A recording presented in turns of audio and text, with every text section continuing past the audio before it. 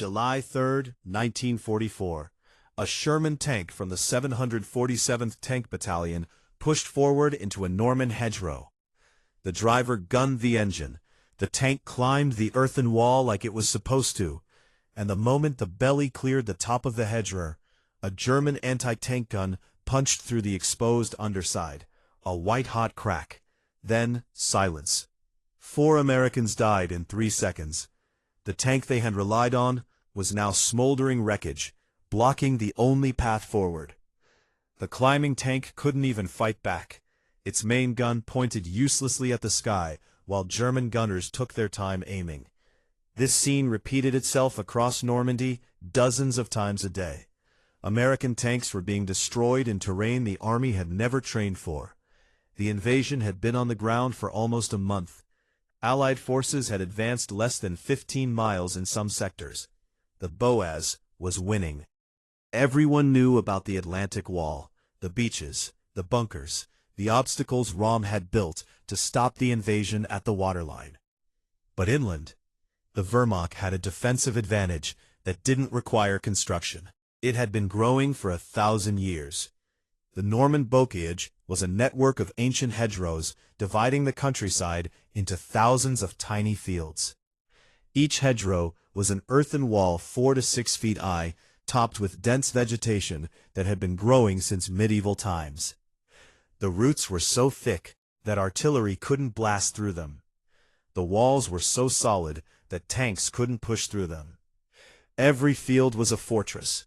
Every hedgerow was a defensive line. German commanders, like von Schultz, quickly realized the terrain did their defensive work for them. And there were thousands of hedgerows between the beaches and the breakout terrain beyond. American tank doctrine said to go over obstacles, not around them. Shermans were designed to climb. In the Bokut, that doctrine was a death sentence. When a Sherman climbed a hedger, it tilted backward at a steep angle. For 5 to 10 seconds, the tank's belly, where the armor was thinnest, pointed directly at the enemy. Its main gun aimed at the sky, unable to return fire.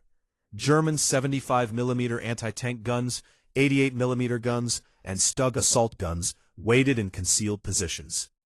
Pooner foul teams hid in the undergrowth for close-range kills. The belly armor on a Sherman was barely an inch thick at best, half an inch in places. 1 shot, 1 kill. The Germans had turned American tank doctrine into a shooting gallery.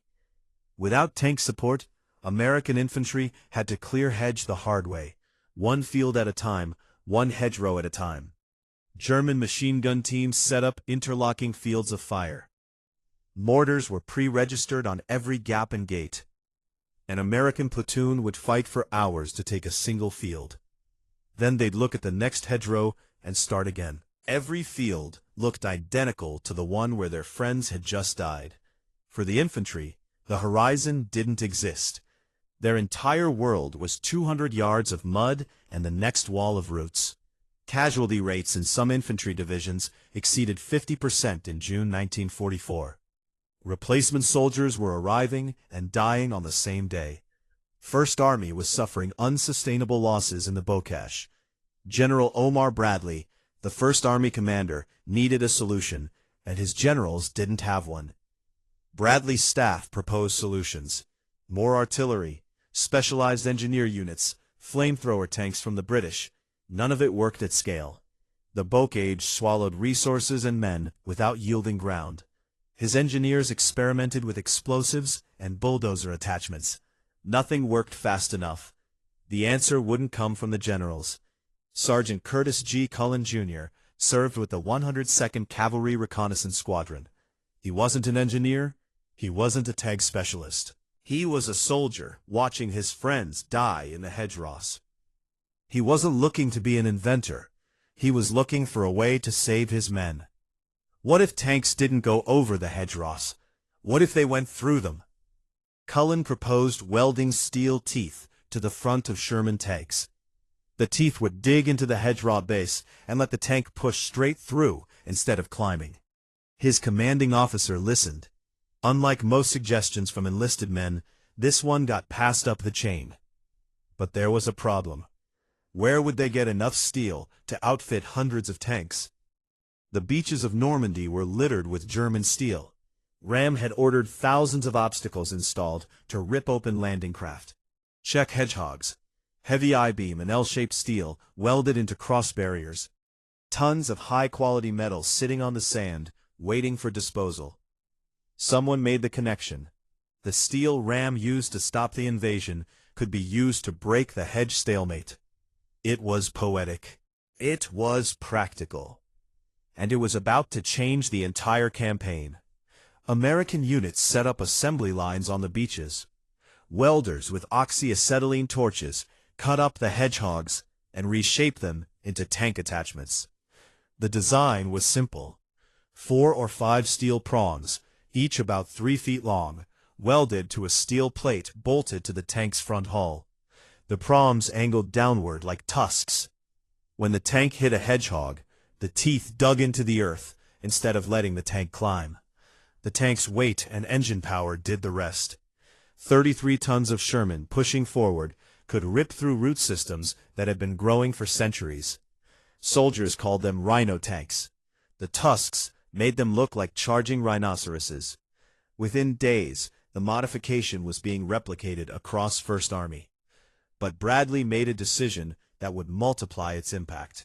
If the Germans learned that American tanks could now punch through hedge, they would adapt their defensive tactics. He needed them to keep defending the way they had been. He needed them confident that the Bokiers would hold. Eisenhower visited the 102nd Cavalry to see a demonstration of Culin's device before Cobra launched. He was enthusiastic. This could change everything. But they kept it quiet. No reports mentioning the devices went beyond necessary channels. The Germans couldn't know what was coming.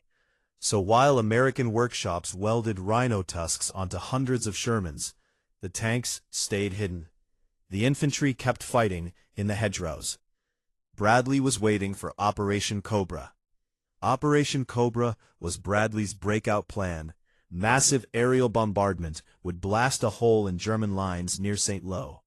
Then, armored columns would pour through the gap, and finally escape the bocage into open tank country. The bombing was scheduled for July 24th. Bad weather delayed it. On July 25th, over 1,500 B-7s and B-24s dropped their loads on German positions. Some bombs fell short and killed Americans, including Lieutenant General Leslie McNair, the highest-ranking American officer killed in the European theater. McNair had come to the front specifically to observe the effectiveness of the breakout. It was chaos within chaos, but the attack would proceed. And this time, the tanks going through the hedge would have teeth. July 26, 1944, the Rhino tanks went into action. German defenders had survived the bombing and set up in their usual positions. Machine guns covering the gaps, anti-tank teams waiting. The Shermans didn't climb. They didn't go around. They hit the hedgerows head-on at full speed. An earth-shaking thud. Steel teeth ripped through root and earth. Infantry who had spent weeks crawling through the green labyrinth watched in disbelief as the impenetrable walls crumbled. Tanks burst through into fields that should have been impossible to reach. German units that had held their ground were suddenly outflanked, surrounded, cut off. The static front became a rout. By July 28th, 2 days later, American forces had advanced further than in the entire previous month. The breakout was happening. August 1st, 1944, George Patton's Third Army became operational. The Rhino tanks had cracked the Boca. Patton's armor poured through the gap into open country, exactly the terrain American tanks were designed for. For the first time in weeks, soldiers could see actual horizons, wind on their faces, instead of walls on every side. They had gone from being prey in the hedgerows to liberators on the open road.